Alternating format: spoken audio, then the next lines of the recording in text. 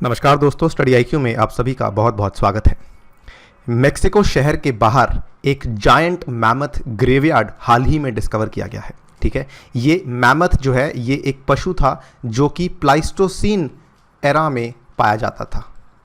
Pleistocene की जो epoch मैं कहना चाहूँगा, rather than era to be very precise, Pleistocene epoch में जायंट मैमथ्स पाए जाते थे। मैमथ वर्ड का इस्तेमाल आज की डेट में जो है वो एक एडजेक्टिव की तरह भी होता है। किसी चीज़ को अगर आपको कहना है विशाल, एनॉर्मस, ह्यूज, तो उसके लिए भी मैमथ लफ्ज़ का इस्तेमाल किया जाता है। लेकिन मैमथ जो है ये असल में एक एनिमल था जो कि प्लाइस्टोसीन एपॉक में पाया जाता था। इनका कब्रिस्तान यहाँ पर खोज हुई है आउटसाइड दी मेक्सिको सिटी। ये टॉपिक हम कवर कर रहे हैं because it is very very important for GS prelims, आपके यूपीएससी में ज्योग्राफी के लिए, बिकॉज ओरिजिन ऑफ अर्थ में इंपॉर्टेंट टॉपिक है ये। ठीक है, और यहाँ पे साइंस में भी इससे सवाल आने की संभावना है। ज़्यादा इंपॉर्टेंस इस टॉपिक की मेरे हिसाब से एंथ्रोपोलॉजी ऑप्शनल लेने वाले बच्चों के लिए है जो कि यूपीएससी में एंथ्रोपोलॉजी के ऑप्शन को चूज़ करते हैं।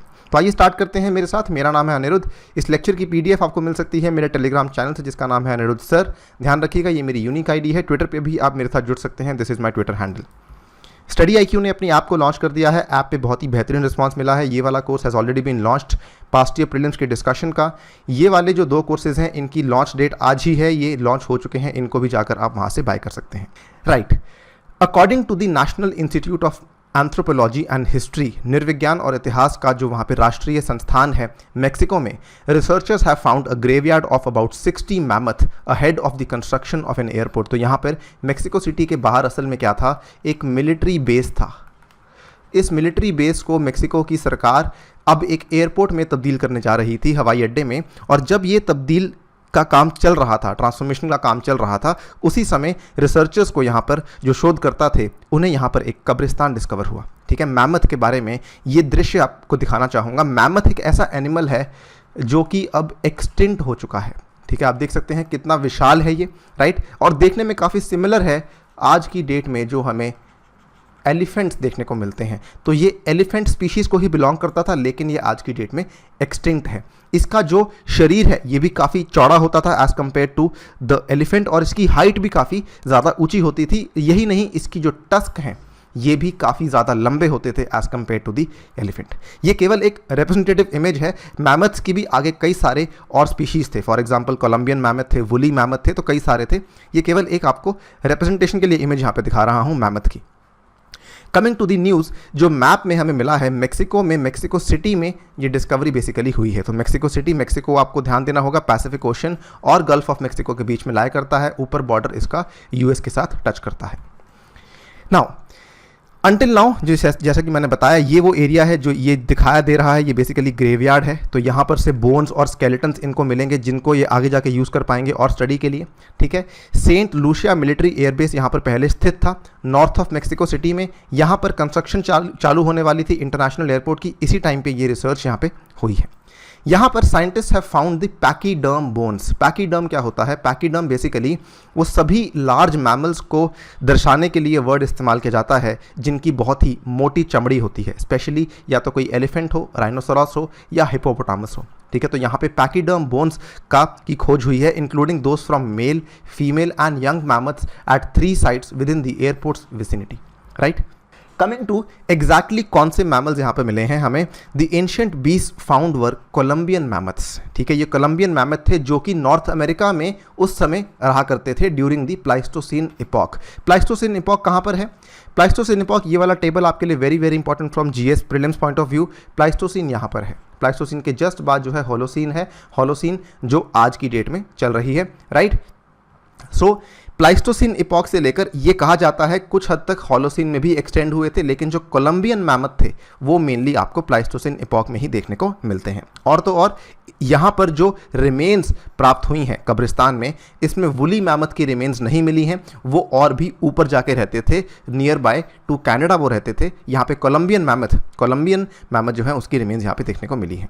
ठीक है, coming to the Columbian mammoth further अगर हम देखें, ये एक इमेज है जो कि लॉस एंजलिस यूएसए का एक राज्य, वहाँ पर आपको एक म्यूजियम है, पेज म्यूजियम, वहाँ पर मैमथ का एक स्केलेटन प्रिजर्व करके रखा हुआ है। देख सकते हैं इसकी हाइट कितनी विशाल है और इसकी चौड़ाई और इसकी विड्थ भी कितनी ज़्यादा है। ठीक है, कहा जाता है अगर आपको इसको टच करना है तो आपको एक बिल्डिंग के 2nd फ्लोर पे खड़ा होना पड़ेगा। इसकी जो वेट है वो लगभग 5 गाड़ियों के बराबर हुआ करती थी और इसकी जो टस्क है, जो इसकी ये आगे वाले टस्क है, ठीक है, ये लगभग equal to the width of 2 bicycles and the Columbian mammoth did not have any fur। the woolly mammoth पे बहुत फर होता था लेकिन Columbian mammoth पे कोई फर नहीं होता था, राइट। ऑल्सो अगर हम इसकी सिमिलैरिटी देखें कोलंबियन मैमथ और एलिफेंट की, ये भी कहा जाता है कि मैमथ जो है वो एक झुंड में रहा करते थे, similar to elephants as some fossil sites have suggested. Both mammoths and elephants also share similar rigid teeth, ठीक है, good for chewing plants. Like modern elephants, mammoths would have to eat a lot of this food each day to fuel their large bodies। तो ये खाना भी काफ़ी खाते थे। अब यहाँ तक तो हमने बेसिक्स कवर कर लिए। अगर हम देखें इस पूरी चीज़ का सिग्निफिकेंस क्या है, हम यहाँ पे इसको कवर क्यों कर रहे हैं, एंथ्रोपोलॉजी ऑप्शनल के रेलेवेंट क्यों है ये। A team of 30 archaeologists and 3 preservationists plan to study the mammoths remains. Basically ये कहना ये चाहते हैं कि प्लाइस्टोसीन में जो जीवन था वो किस तरीके से बताया जाता था। ऑब्वियसली एक सवाल ये भी आता है यहाँ पर, इसको लेकर कई सारे अध्ययन हुए हैं, कई सारे अनुसंधान चल रहे हैं कि मैमथ जो है वो असल में एक्सटिंक्ट कैसे हुए। जैसे डायनासोर्स को लेकर तो हम सभी जानते हैं कि कोई मीटियोर आया था जिसकी वजह से डायनासोर्स एक्सटिंक्ट हुए, राइट। जुरासिक और ट्रायासिक की एज के बाद डायनासोर्स देखने को नहीं मिलते, लेकिन सडनली जो यहाँ पर बेसिकली मैमथ्स हैं ये एक्सटिंक्ट कैसे हुए। और इम्पॉर्टेंट ये भी है जानना कि मैमथ के साथ जो आपके ह्यूमंस हैं वो किस तरीके से सस्टेन कर रहे थे, ठीक है, क्या हेल्थ कंडीशंस रही जिन्होंने इनकी लाइफ को अफेक्ट किया, इनकी बोन्स को अफेक्ट किया, और एग्जैक्टली व्हेन दे लिव्ड, इन सब चीज़ों की जानकारी हमें यहाँ से मिल जाएगी। अब यहाँ पे कार्बन डेटिंग होगी, आगे प्रोसेस चालू होगा टू अंडरस्टैंड कि मैमथ्स की रिमेन्स का हम क्या क्या मतलब निकाल सकते हैं, ठीक है। यही नहीं, यहाँ पर कुछ ही दूरी पर प्री हिस्पैनिक टाइम से 15 ह्यूमंस की भी बरियल साइट्स हमें प्राप्त हुई हैं। तो ये प्री हिस्पैनिक टाइम्स कौन से होते हैं? प्री हिस्पैनिक टाइम्स बेसिकली 16वीं सदी के आसपास के टाइम्स होते हैं। यहाँ पर भी हमें कुछ ये साइट्स मिली हैं, हालांकि ये डिस्कवरी उतनी इंपॉर्टेंट, उतनी रेलेवेंट नहीं है, ठीक है। ये ह्यूमन बरियल्स यहाँ पे देखने को मिले हैं। कहा जाता है ये वाले बरियल्स शायद कुछ फार्मर्स के होंगे जो कि उस टाइम पर रहते होंगे। Anyways, coming back to the discovery of mammoth, the National Coordinator of Archaeology at INAH, जो यहाँ पर इन्होंने कहा है, when the mammoths were alive during the last ice age, this area was on the shore of Lake Zaltocan. It's possible that these heavy animals got stuck in the mud there and the human hunters took advantage of that, targeting the beast over there। तो ये कहा जाता है, हो सकता है ये mammoth का जो ग्रेवयार्ड, जो कब्रिस्तान देखने को मिला है, इनको ह्यूमंस ने ही हंट किया हो, क्योंकि अगर आप अंदाज़ा लगाएं तो इतने बड़े विशालकाय पशु को हंट करना बहुत ही मुश्किल है। लेकिन हो सकता है वहाँ पर जो उस टाइम पर ये मिट्टी में हो सकता है फंस गए हों और वहाँ पर ह्यूमंस ने एडवांटेज लेके इनको हंट कर दिया हो उस समय पर। लेक ज़ाल्टोकैन जो है ये मेक्सिको की वैली में ही लेक ज़ाल्टोकैन पड़ती है, ठीक है। हंटिंग ऑफ द मैमथ को लेकर कई सारी और भी चीज़ें कही जाती हैं। एडम रॉटनरी इन्होंने कहा है, about 6 miles away from the excavations for the new airport is another Pleistocene treasure. यहाँ पे 2 लार्ज पिट्स पाई गई हैं। एंथ्रोपोलॉजी वाले जानते होंगे पिट्स की कितनी अहमियत होती है। Filled with mammoth bones dating to about 15,000 years ago, which archaeologists discovered in November 2019। तो ये अगर पिट्स को भी हम समझ पाते हैं तो यहाँ पर भी क्लैरिटी आ जाएगी कि मैमथ की हंटिंग कैसे हुई। हालांकि सवाल ये भी आता है कि अगर पिट में जाकर, एक गड्ढे में जाकर किसी मैमथ को दफनाया गया है तो वो गड्ढे तक पहुंचा कैसे। It is unclear whether the mammoth ended up in these pits by chance और whether indigenous people intentionally drove them there during their hunts, ठीक है। अगर वहाँ पे लोगों ने इसको ड्राइव किया है अपने हंटिंग के बाद तो ये भी जानना इंटरेस्टिंग है कि इतने भारी और विशालकाय पशु को वहाँ तक खींचा कैसे। तो ये बेसिकली वहाँ की लाइफ को, वहाँ के जीवन को समझने के लिए एक काफ़ी इंटरेस्टिंग एक्सरसाइज यहाँ पे बन सकती है।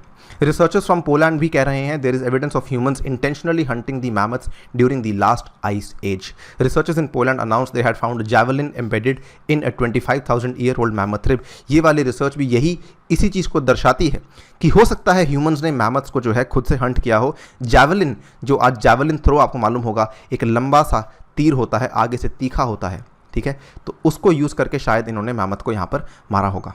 तो अल्टीमेटली जो डिमाइस ऑफ द मैमथ है ये अभी भी एक बहुत बड़ा सवाल है. The mammoth manage to thrive in a variety of habitats across the continent, but at the end of the ice age the climate began to warm and dry out, causing a loss of habitat for these giant beast due to climate change. ये भी एक possibility है कि हो सकता है ये जो पर्यावरण के परिवर्तन से ही हो सकता है खुद ब खुद मर गए हों, ठीक है, या फिर इनको ह्यूमंस ने मारा हो. At the same time humans invaded north America hunting mammoths and other animals for food. The combination of these events most likely caused a large decline in population. खैर, ये जो अभी डिस्कवरी हुई है ये इस हमें और नज़दीक लेकर जाएगी इस चीज़ के समझने के लिए कि मैमथ का जो एक्सटेंशन है वो किस तरीके से हुआ था. इसी नोट पे आपसे विदा लेना चाहूँगा. Thank you for listening. As always stay tuned and stay safe.